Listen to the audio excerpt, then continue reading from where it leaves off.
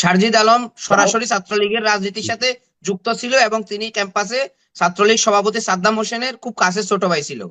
তার রক্তে এখনো ছাত্রলীগ প্রবাহিত, যদিও সে এখনো বিপ্লবী সাজছে, সে বিপ্লবী না। গত 15 বছরে তাদের কোনো অবদান ছিল না। 18 কোটা সংস্কার আন্দোলন থেকে আমরা মাইর খেয়েছি ক্যাম্পাসে, আমরা নির্ঘুম রাত পার করেছি গত 15 বছর। তারা তো 1 মাসের আন্দোলন, 1 মাসেও তারা যখন ডিবি অফিসে গিয়ে মুচলেখা দিয়েছে, তারা যদি সত্যিকার অর্থে বিপ্লবী হতো তারা মুচলেখা দেয় না। বিপ্লবীরা কখনো হার মানে না, আমরা তো কখনো মুচলেখা দিই নাই। প্রথম প্রথম সে বলেছে যে মুক্তিযুদ্ধে কিছুই না, 71 ভুলে যাব। তারপরে জামাত ইসলামের সাথে সুর মিলিয়ে কথা বলেছে। ইতিমধ্যে আবার নাহিদ হাসান কথা বলা শুরু করেছে যে জামাতকে মানুষ ভোট দিবে না। আরে ভাই, রাজনীতি থেকে পল্টিবাজি চলে? এরশাদ আজকে ধ্বংস হয়েছে শুধু তার মুখের কথার কারণে। সকালে এক কথা বলতো, বিকেলে এক কথা। আর ধরেন জাতির সাথে প্রতারণা, আমি যদি এক কথায় বলি, এক বাক্যে বলি, কারণ মাহফুজ আলমকে 5 তারিখের আগে কারা চিনতো? আপনি একটু জনমত যাচাই করুন যে এই মাহফুজ আলমটা কে। শুনেন পান্না ভাই, আপনাকে একটা কথা বলি। যুদ্ধের সময় আপনি পালিয়ে গিয়ে বলবেন যে আমি বিপ্লবী, এটা হয় না। যুদ্ধের সময় আপনাকে মাঠে থাকতে হয়। এটা আমরা রাজপথে সবাই তো যারা মাঠে ছিলাম, থাকে না, না না, বুদ্ধিবৃত্তিক আমি বলি, আমরা জনসমস্যা যারা আমাদের রাজপথে করতে হয়। ছিলাম আমরা বুঝেছি। রাত জেগে টকশো করেছি, দিনে আন্দোলন করেছি, রাতে নির্ঘুম রাত পাড়ে দিয়েছি। সেই দুঃসময় যারা কথা বলতো না, লুকিয়ে, এখন এই সমন্বয়করা যারা দাবি করছে সমন্বয়ক, তারা লুকিয়ে ফেসবুকে স্ট্যাটাস দিত। আর আমি page the people open talk show করেছি। এক দফার ঘোষণা সর্বপ্রথম আমি দিয়েছি যখন ওই 6 সমন্বয়ক এই আন্দোলন ইস্তফা দিয়েছে। তো এগুলো তো আমরা ভুলে যাব না। ধরেন জাতি যদি ভুলে যায় ভুলে যাবে, কিন্তু আমরা যারা রাজনীতি করি, আমরা আমাদের অবদানকে আমরা আমাদের মতো করে দেখি। আবার যেটা আমাদের না, আমরা সেটাকে ওন করি না। তো এই যে একটা বিভ্রান্তির সৃষ্টি হয়েছে 1 মাসে, যারা অতি বিপ্লবী সেজেছে আজকে, তাদের জন্য বাংলাদেশের সমস্যার, সকল সমস্যার সমাধান তাদেরকে দিতে হবে। কারণ তারা সর্বপ্রথম বলেছে বিএনপির লোকজনকে সামনে আসতে দেওয়া হবে না। এটা বলে বলে তারা আওয়ামী লীগকে পুনর্বাসন করেছে। সচিবালয় থেকে এখন পর্যন্ত আওয়ামী লীগ যায় নাই শুধু একটা কারণে, যে বিএনপি জামাত ঢুকে যাবে। আমরা বিএনপি জামাতের জন্য যুদ্ধ করি নাই। এক স্বৈরাচারকে পারিয়ে, মানে বিতাড়িত করে আরেকটা স্বৈরাচারকে জায়গা করে দিব না, এটা বলে তারা আওয়ামী লীগের সাথে নেগোসিয়েশন করেছে। আজকে যে সমন্বয়ক গুলো কান্নাকাটি করতেছে, তাদের সবার ইতিহাস আমাদের কাছে আছে। শুনেন, আমার কান্নাকাটি প্রশ্ন দিয়ে, আমি ওইখানে আবারও বলছি, যে আবেগ ইমোশন দিয়ে খুব বেশি দিন আপনি যেতে পারবেন না। আপনাকে একটা নৈতিক, স্ট্রং একটা নৈতিক ব্যাকগ্রাউন্ড নিয়ে আসতে হবে এবং এই স্ট্রং একটা আদর্শকে ধারণ করতে হবে। এদের মধ্যে কোনো নিঃসন্দেহে আদর্শ নেই, নিঃসন্দেহে কোনো নৈতিকতা নেই। সম্ভব আমি তো মাহমুদ আলম সম্পর্কে জানতে চাচ্ছিলাম, যেহেতু আপনারা ভিতর থেকে ভিতরে অনেক খবরাখবর জানেন, পর্দার অন্তরালে কি হয়েছে না হয়েছে। আপনি যেমন বলছেন অনেকেই এখন বিপ্লবী সাজার চেষ্টা করছে। মাহমুদ আলম আসলে তার এতটা আহ, গুরুত্ব কেন রইলো সরকারের কাছে বা ডক্টর মোহাম্মদ ইউনূসের কাছে? না, মাহফুজ আলমের গুরুত্ব সরকারের কাছে থাকতে পারে, আমাদের যারা বিপ্লবী এবং যারা দেশবাসী তাদের কাছে তার কোনো গুরুত্ব নেই। না, আমার প্রশ্নটা সেখানে যে মাহফুজ আলম কেন সরকারের কাছে গুরুত্বপূর্ণ হয়ে উঠলো বা মাস্টার মাইন্ড হিসেবে ডক্টর মোহাম্মদ ইউনূস পরিচয় করিয়ে দিলেন সারা বিশ্বের সামনে? ডক্টর মোহাম্মদ ইউনূস পরিচয় করিয়ে দিলেন এই জন্যই যে মাহফুজ আলম, আমি নাম বলছি না, এটা শোভনীয় না, যে কোনো একটা, ধরেন সে এজেন্টের ভিত্তিক কাজ করতেছে।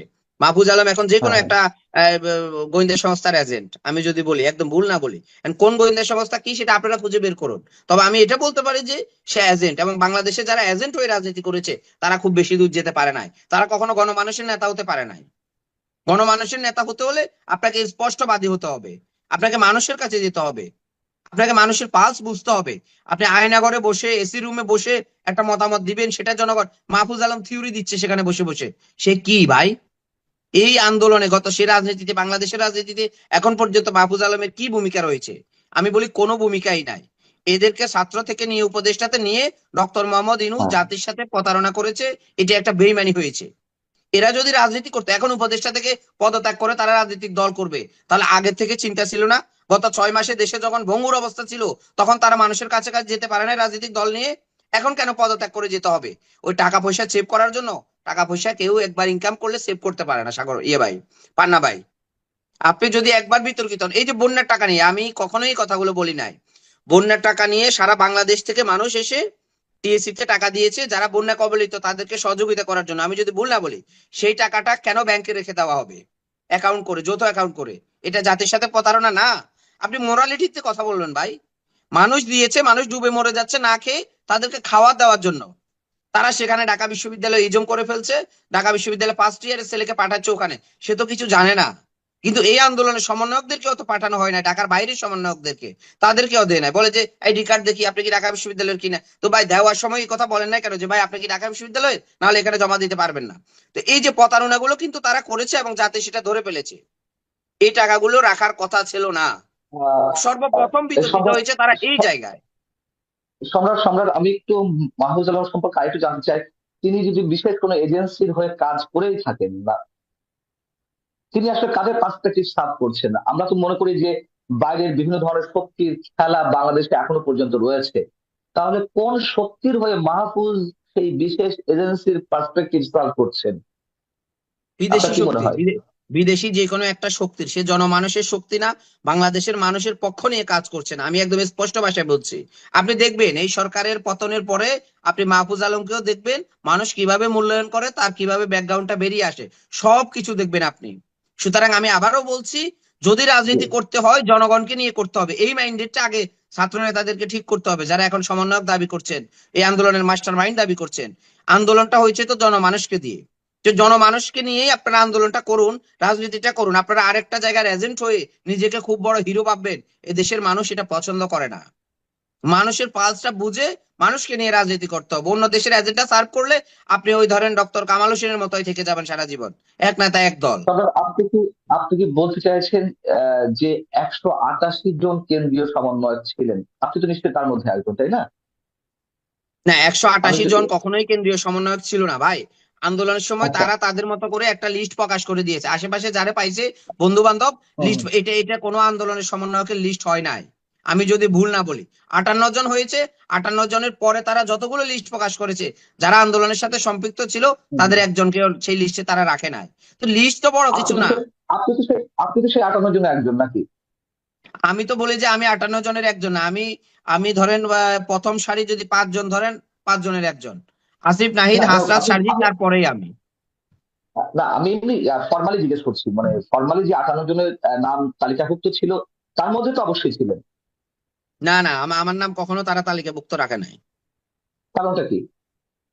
কারণটা এই যে বললাম না, যে কারণটা হচ্ছে তারা তো তাদের মতো করে লিস্ট প্রকাশ করেছে। তারা তো শুরু থেকেই একটা কর্নারে মানে ইয়ে করেছে। আমরা যারা লিবারেল আন্দোলন করেছি, তাদের কাউকে তারা ওই লিস্টে রাখে নাই। তো তারা আন্দোলনের সময় আবার এই কথাও বল নাই, যখন আমি নিজে স্বেচ্ছায় সমন্বয়ক হয়ে যখন টকশো করছি, যখন এক দফার ঘোষণা দিচ্ছি, তখন বলে না যে ইসমাইল ভাই আমাদের কেউ না। হ্যাঁ, যার যে যেখানে আন্দোলন করছে, ধরেন রাজশাহীতে একজন সমন্বয়ক হয়ে পুরো রাজশাহী নেতৃত্ব দিয়েছে 5 তারিখ হুম, পর্যন্ত। হুম। 5 তারিখের পরে বলছে যে উনি সমন্বয়ক না। তো এটা তো ভাই আমি কি সমন্বয়ক, কি সমন্বয়ক না? আর সমন্বয়ক তো আমি পরিচয় দিই না। এটা ক্লাস ধরেন ইন্টারের একটা ছেলে নিজেকে যদি সমন্বয়ক পরিচয় দেয়, তো সেই পরিচয় আমি কেন দিব একজন সিনিয়র রাজনীতিবিদ হয়ে? তো এটা হয় না। আমরা বলবো আমরা আন্দোলনের সময় আমরা রাজনীতি করি, আমাদের দায়িত্ব ছিল, আমরা দায়িত্ব নিয়ে আমরা সমন্বয়ক হয়ে এক দফার ঘোষণা দিয়েছি, কেন্দ্রীয় সমন্বয়ক হয়ে। কিন্তু তারপরে আমরা সম্রাট, এই সমন্বয়ককে পুঁজি করে, এই সমন্বয়ককে বিক্রি করে রাজনৈতিক দল করব, মানে বিভিন্ন ধরেন ফায়দা হাসিল করব, টেন্ডারবাজি করব, চাঁদাবাজি করব, এটা আমরা করি না। যার জন্য আমরা 5 তারিখের পরে সমন্বয়ক পরিচয় দিই না। সম্রাট, আমরা কি ধরে নিতে পারি যারা আন্দোলনে ছিলেন তাদের অধিকাংশ বর্তমানে যারা নতুন দল করতে যাচ্ছে তাদের সঙ্গে রয়েছে? তাদের সাথে ধরেন আন্দোলনের সময় যারা ছিল, তাদের আপনি যদি একদম স্পেসিফিকলি ধরেন 5% আছে, আর 95% এই ব্যানারের সাথে নেই। একদম আপনি ধরে ধরে যাচাই করেন। এখন হ্যাঁ, তারাও নতুন করে অনেক লোক নিয়ে আসতে পারে ছাত্রলীগ থেকে, ওই জায়গা থেকে সে জায়গায় নাম দিতে পারে। আরে ভাই, নাম তো আর রাজনীতি না, নাম তো আর আন্দোলন না। আন্দোলনের সময় যারা ছিল তাদের 95% নেই।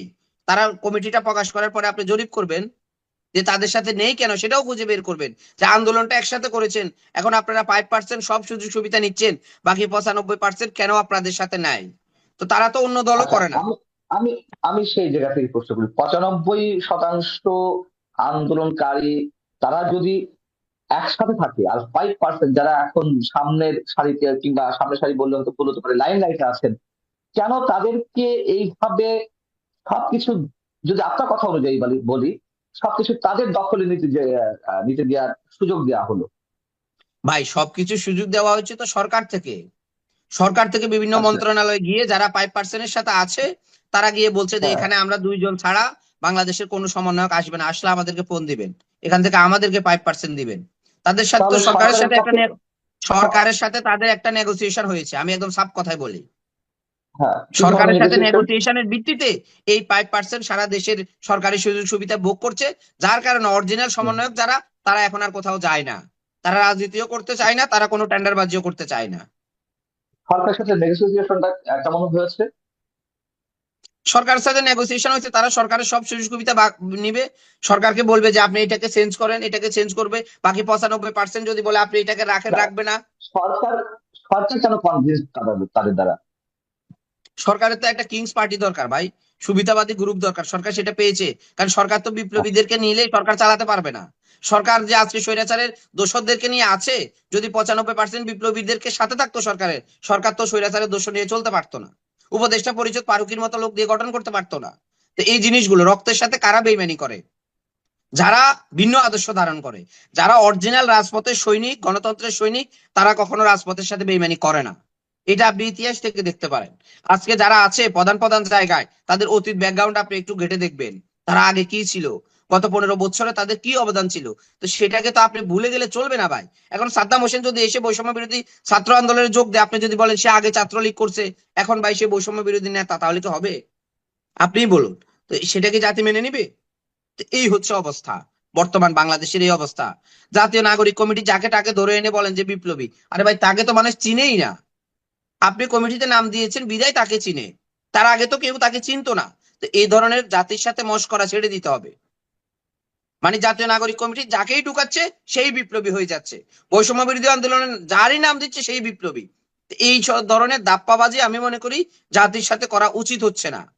আপনারা প্রকাশ করা উচিত ছিল যে এরা আমাদের দলে নতুন করে যোগ দিচ্ছে, নতুনটা নতুন যারা আন্দোলনকারী আন্দোলনকারী। যাদের বিরুদ্ধে চাঁদাবাজির অভিযোগ রয়েছে ছাত্র সমন্বয়কদের মধ্যে, নানান ধরনের দুর্নীতি বলি কিংবা টেন্ডারবাজি বলি, যে অভিযোগগুলো রয়েছে তার কি কোনো আহ প্রমাণ সাপেক্ষ কিছু কোনো তথ্য আছে আপনাদের কাছে? একদম একদম 100% সবকিছু ধরে ধরে প্রমাণ আসবে এই সরকারের পতনের পরে। একটু রাজনীতিতে ভাই ওয়েট অ্যান্ড সি বলে একটা কথা আছে, অপেক্ষা করতে হবে, দেখতে হবে। রাজনীতি হচ্ছে একটা লম্বা রেস। আপনি ধরেন একটা ট্রেন কমলাপুর থেকে ছেড়েছে, বৈষম্য বিরোধী ট্রেন, এটাকে আপনি যদি এয়ারপোর্ট গিয়ে যদি বলেন যে সব প্রমাণ দিয়ে দাও, এটা তো চট্টগ্রাম পর্যন্ত যাওয়া লাগবে, রাজশাহী পর্যন্ত যাওয়া লাগবে। তো সেই অপেক্ষা তো করতে হবে। নির্বাচনের সময় মানুষ মূল্যায়ন করবে, নতুন রাজনৈতিক দল করে মানুষের কাছে যান, যাদের কাছ থেকে টাকা নিয়েছেন, যাদেরকে এই যে এখন তারা জব, আমি নাম বলছি না, আমাদের গুরুত্বপূর্ণ একজন সমন্বয়ক এবং উপদেষ্টা, আমি নামও বলছি না তার, সে একটা জায়গায় বিমানবন্দরে কিছু লোক নিবে, সেখানে 5 লক্ষ টাকা করে যে যে কারো কাছে চাইছে যে ভাই এই টাকা দিলে চাকরি হবে, নাহলে চাকরি হবে না। তো এই জিনিসগুলো, এর কোনো প্রমাণ আছে? এর কোনো না এভিডেন্স আমি, আছে আপনাদের ভাই কাছে? শুনেন, আমি আপনাকে বলি রাজনীতিতে প্রমাণ বলে কোনো কিছু নাই, আবার প্রমাণ দিলে অনেক কিছু। তো প্রমাণ দিতে হবে কেন? আমি আপনারা আপনারা আমরা যাচাই তো করেন না। আমরা তো রাজনীতির কথা আপনাদেরকে বলছি আমি না আপাতত। আপনাদেরকে আমি আমরা আপনাদেরকে আমি যাচাই করার খোরাকটা দিয়েছি, আপনারা যাচাই করে দেখুন আমি যে কথাগুলো বলছি না, সেটা ভুল কিনা। না, আপনি দায়িত্ব নিয়ে এই চ্যালেঞ্জটি গ্রহণ করবেন কিনা? আমরা তো আসলে এই মুহূর্তে রাজনীতি নিয়ে কথা বলছি না, এই মুহূর্তে দুর্নীতি নিয়ে কথা বলছি। যাদের বিরুদ্ধে চাঁদাবাজি বা টেন্ডারবাজি অভিযোগ রয়েছে তা সেই প্রসঙ্গে না কথা আমি বলছি আমি দেশের স্বার্থে। আমি আমি দায়িত্ব নিয়ে বলবো না, তবে আপনারা সাংবাদিকতা করেন, আমি আপনাদেরকে আপনাদের চিন্তার খোরাক দিয়েছি, আপনাদের এই ধরেন ডাটা কালেকশন করার একটা খোরাক দিয়েছি যে এটা হচ্ছে। এখন আমি আমি দায়িত্ব নিয়ে বলবো না সম্রাট, যে উনি করছে। সম্রাট, এখন যে রাজনৈতিক দলটি গঠন হতে যাচ্ছে ছাত্রদের মধ্যে থেকে, বা যাকে আমরা কিংস পার্টি হিসেবে উল্লেখ করার চেষ্টা করছি অনেকেই, আর তারা যে যে বহুজা বিভক্তির মধ্যে চলে গেল। আমরা দেখলাম যে আব্দুল কাদের এবং বাকের মজুমদার বেরিয়ে নতুন একটি ছাত্র সংগঠন তৈরি করলো। হয়তো এরকম আশঙ্কা আরো অনেক দিক থেকে রয়েছে, আরো ভাঙন হয়তো আসবে। কেন এই ভাঙন গুলো, কেন তারা আহ নিজেরা এক থাকতে পারছে না? আদর্শ নাই। যারা আছে আমার কথা থেকে। এক নম্বরে হচ্ছে আদর্শ নেই, যার জন্য তারা এক থাকতে পারছে না। 2 নাম্বারই হচ্ছে এদের মতো অনেক সুবিধাবাদী সুবিধাবাদী লোক কখনো একসাথে চলতে পারে না। এটা হচ্ছে 2 নাম্বার পয়েন্ট। 3 নাম্বার পয়েন্ট হচ্ছে তাদের মধ্যে কোনো মানে মতাদর্শের মিল নেই, তারা বিভিন্ন বিভিন্ন মতাদর্শ থেকে এসে একসাথে হয়েছে। এই 3টা কারণে, সুতরাং তাদের একটা আদর্শ ধারণ করতে হবে আপনাকে। তো সে আদর্শ তো সবাই ধারণ করবে না, এখানে বিভিন্ন মতাদর্শের লোকজন ভাই।